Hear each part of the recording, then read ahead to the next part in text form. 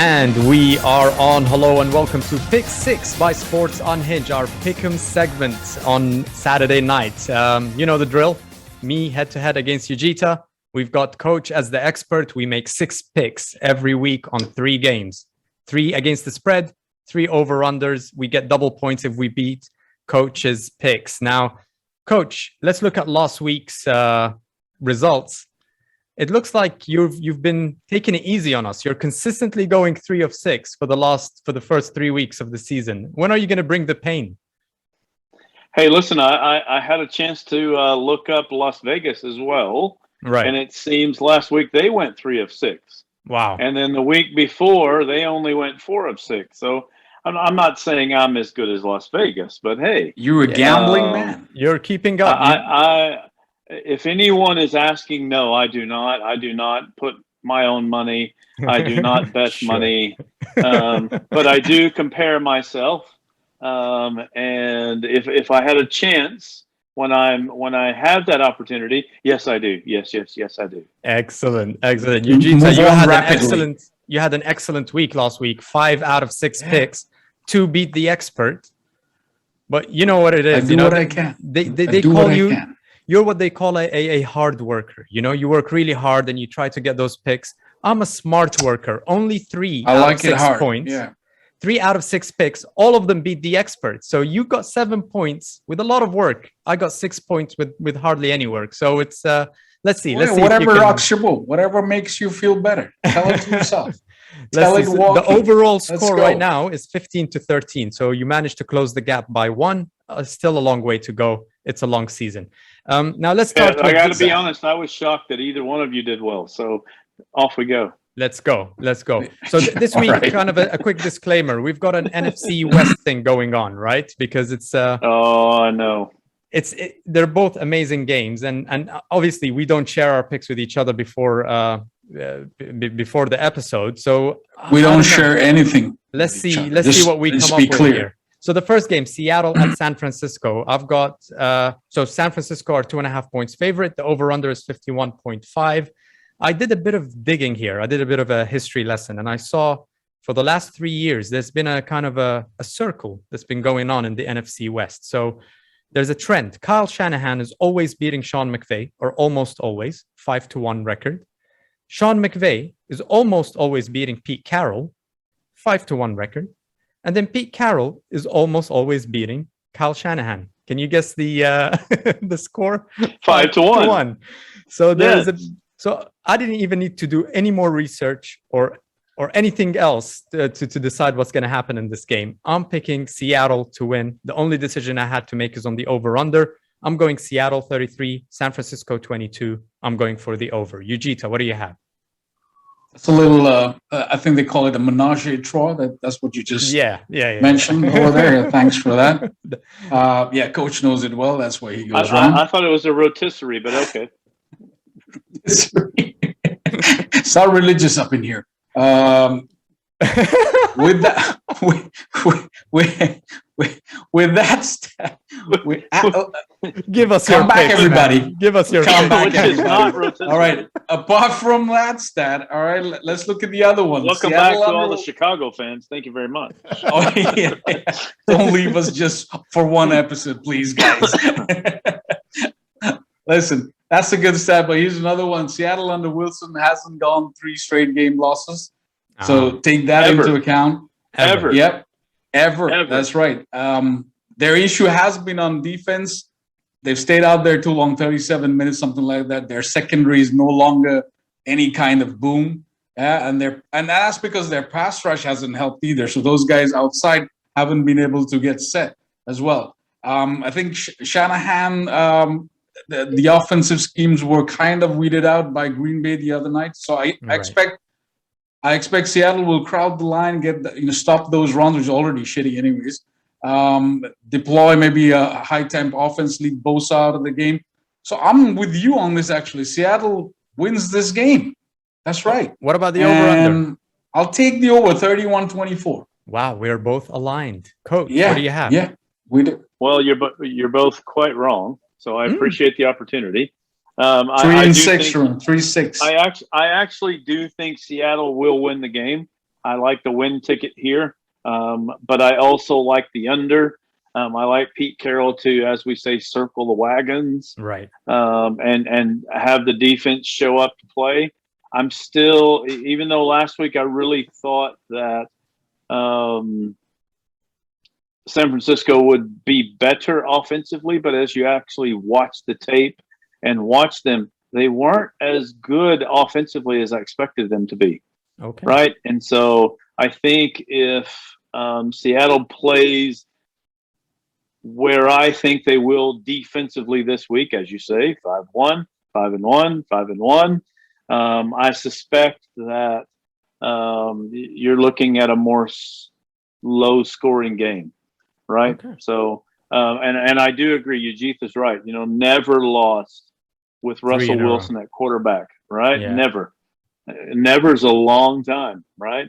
So I almost do never. Think, I do think Seattle wins the game on a win ticket, but I think the under will disagree with both of you. Okay. So we at least we agree, me and Ujitha, but at least we have a pick to go up against. Teacher here. Comes with a Yeah. All right. Let's see. Second game is the other NFC West game, the battle of the undefeated Arizona at the Los Angeles Rams.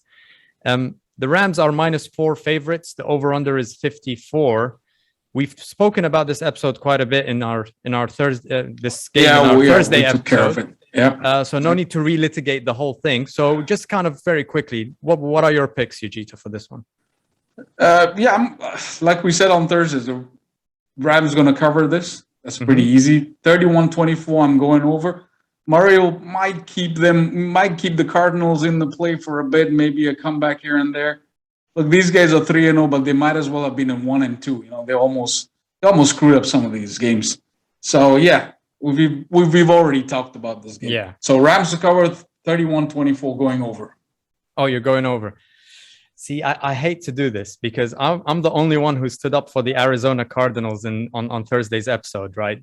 And I got a bit of a lesson from our expert here, from Coach, and Cousins. And I couldn't. I've kind of looked over it. I tried to come up with excuses for Arizona to win the game, and I just couldn't. So I'm looking at Jalen Ramsey. He's going to neutralize DeAndre Hopkins, or if he goes up against Christian Kirk in the slot, who's been playing a lot of a slot, he's going to be there. You've got Aaron Donald, who's going to make any quarterback's day a nightmare. The running backs of the Rams, Henderson and Sony Michel. Henderson's coming back. Sony Michel did quite well in the last game. Deshaun Jackson is coming into the picture. Cooper Kupp is always a reliable target. I just don't see how the Rams could lose this. So I'm still giving Arizona a lot of credit. I think Kyler Murray is going to do a lot of good things. I've got the Rams winning 36-30. So also the over. Ujitha, I hate to agree with you on 2 games in a row, but I just let's get a room already. Coach, are you joining us? Coach. Is that a rendezvous or a I don't know. I mean, hey, we already had the French section everywhere. For this podcast already. It's that what to do, Yanni? What to do? What do you have? Well, I can't disagree with you, and I enjoyed our podcast earlier in the week with the old Kirk Cousins line. If you had to pick who's Minnesota's offense and what do they do versus the LA Rams offense and what do they do, and if you picked, right, well, obviously you'd always lean against the Rams, right? And so I do think I agree with you. However, I'm going to put a little kink in the old armor here. I think it could be close. Okay. I have done a little bit of tape watching. I can see a 1-point game, a last who has the last possession game. So I like. Ironically, I do believe the Rams will win the game. Okay. But after watching it a bit, I think 4, and it's now gone up to 4.5 as we talk right now. Right. I can see that spread being covered. So I like Arizona to cover the spread. Okay. With the Rams winning the game. and I can't believe it, but I do like the under here. Whoa. I'm shocked that even I've said that. But after doing a little research, and I'm going to blow your minds with a stat here. In week 4s in the last 5 years, unders 61% in week 4s. Wow. Okay. Interesting. Overall. Interesting. In all games in the NFL. So I'm going to go under here. I just think. I think if you take this season, the under's over. Yeah. Unders have it this year. Okay. Already. Yeah, I can see, and I don't do scores very often, but I can see 27-24. Makes sense. Yeah, Makes sense. I can see a last minute, like we saw on Monday night. I can see a 24-21. Whoever has the ball last wins the game. Well, Coach, look at it this way. Since me and Ujitha are aligned on our picks, you've been going against some of our picks here. This is your chance to reassert your dominance as the expert, come back to school us here. Yeah. All right, let's move on to game 3. So we just talked about the battle of the undefeateds. Now we're going to talk about the battle of the GOATs, the greatest coach of all time versus Bill Belichick versus the greatest Patriot of all time. And I can't believe that he's returning to his old team, who he had one game with 4 receptions, 56 yards. Of course, I'm talking about Antonio Brown, who was a Patriot for like 4.5 minutes. No, I'm joking. I'm talking about the guy that went 199th in the draft that took place somewhere in the 1800s, Tampa Tom, who is going back to meet Bill Belichick. And Coach, I wanted to listen to you and change my mind on both games, Arizona LAR and TB at NE, but I just couldn't. I want New England to win this game so bad. I watched all the previews that I could, all the experts, and they're pretty much saying that the only way that New England wins this game is if Tampa's, team bus loses their way in going to Gillette Stadium. So I went digging, and I went digging for reasons to justify my pick of New England winning. I've got New England winning 25-23. And I found winning the game, not winning just the game, covering. 25-23. Wazoo. And I'm just going for it. And listen, if I'm wrong, I'll consider this my charitable contribution to the Help Ujitha Get Points Fund. And if I'm right, that's good. If I'm right, I need all look the like a genius. But here are my 3 reasons. Number 1, never underestimate Bill Belichick. That's 20 years of him coaching Tom Brady, 400 games, endless practices and meetings. He knows what bothers this guy. He knows what he doesn't like in his breakfast. He will know how to make life a bit difficult for Tom Brady. And let's not forget, he's a defensive coach as well. Reason number 2, this is Tampa Bay have an overrated defense. They have allowed 9 passing touchdowns this season, which is the worst in the NFL, tied with Indy and Green Bay. So I think this is one way that Bill Belichick can exploit the weaknesses of the Tampa Bay defense. This is a very overrated defense. The third reason, I saw the press conference of Tom Brady, and he's got a sore throat. He doesn't look like 100%. He's going to be on some, I don't know, Adderall, cold medicine. Avocado ice cream. I told you I went digging, right? I'm digging real, deep here, So he's got a sore throat. He didn't sound like Tom Brady. I hope he doesn't play like Tom Brady. New England 25-23. Ujitha, what do you have? Yeah, so that's the under for me, by the way. 25-23 this is the under. Because New England are 7-point underdogs. Over-under is 49.5. I forgot to mention that up top. But yeah, I'm just so excited about this pick.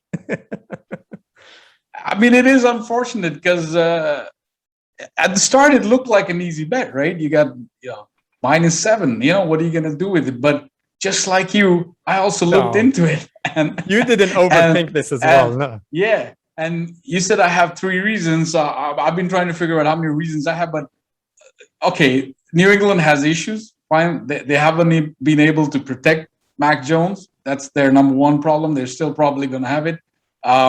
I think he gets 34% pressure on his dropbacks. The pass block grade isn't great on the blitz. I mean, these are all the issues they have, but there are some positive. I mean, forget about Tom Brady going into Gillette Stadium, but Patriots have a top 10 or even a top 5 defensive unit in terms of points allowed, in terms of passing yards. I think it's only 160. In terms of passing touchdowns, it's only 3. So there is some positive. They also moved the chains, 44% of third downs made. So, you know, Gronk is not there. Gronk is not there. So, yeah. So if you got 3 reasons, and I'll try to give couple of reasons, might be 2, might be 3, but number 1 is I think this defense will probably hang back and let Tom Brady try to get through the secondary, which they're pretty good at. Number 2 is Tampa Bay is coming off a road loss to LA, which was their real test for the season.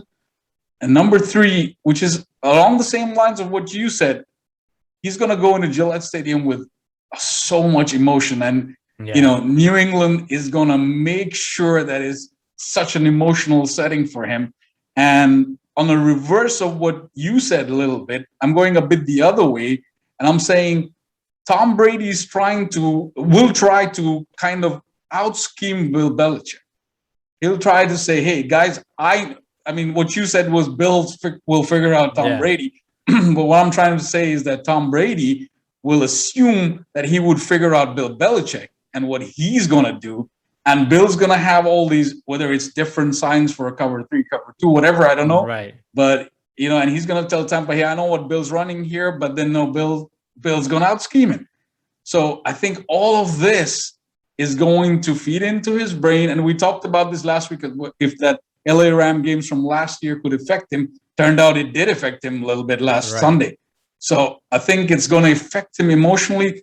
Tampa Bay players will be, you know, really trying to get this win for Tom Brady. So they'll try to play out of their skin, make mistakes, I think.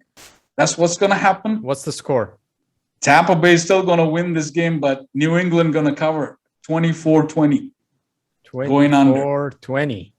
Yeah. So Tampa Bay wins. So you're going New with the England's under as well. So we're going the under. We're aligned on all 3 games. But you're saying crazy shit like New England but I'm saying well, let's coach tell us why we're all crazy now. Coach, go ahead.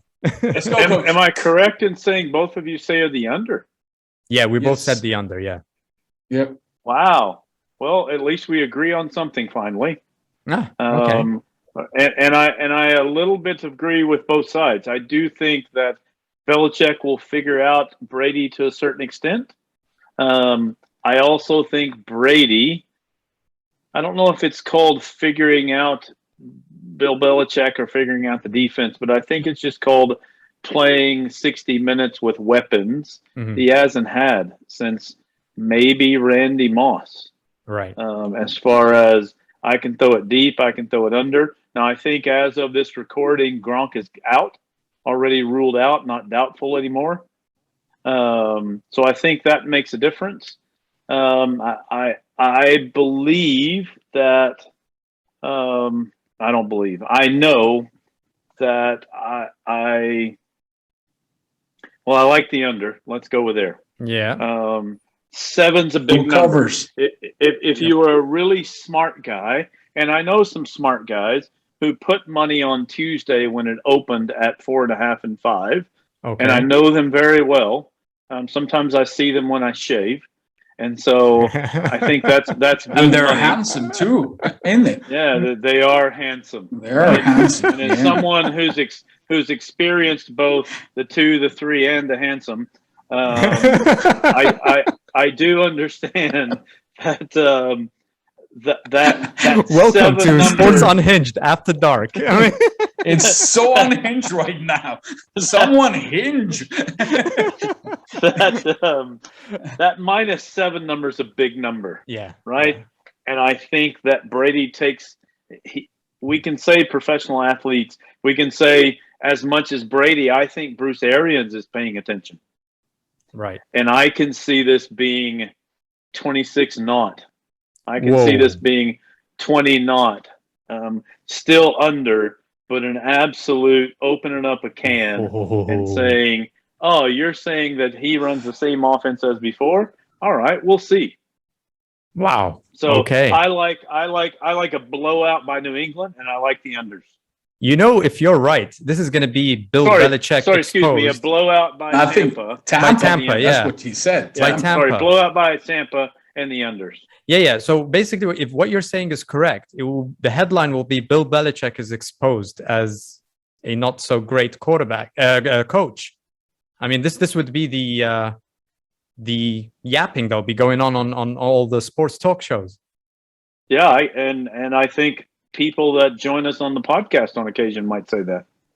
Interesting. Okay, we've got some really interesting. I can't wait for this Sunday, dude. Ujitha, we've never agreed on much, but this week we seem to. I don't know. The stars have aligned. There's some. We should have signed a prenuptial. Yeah, I know. Yeah, but we've got some picks. It's a lot of money involved, or a conservatorship like Brittany. Yeah, something like that. But we're going up against Coach, so let's see. Let's get some points there. You're not up to date with that, with all that news. It's just us young guys that keep up to date. Me and Coach. Yeah. Hey-o. Thank you very much. I think I'm glad that I don't know. All right, this has been awesome, guys. Thank you, guys. Whoever's watching, please make sure that you play along as well. Put your picks on the comment section. Like and subscribe. We're on YouTube, Instagram, Facebook. We're on various podcast apps, Apple Podcasts, Stitcher, Spotify. So yeah, great. We're everywhere. See you guys after week. All right. Thanks, Coach.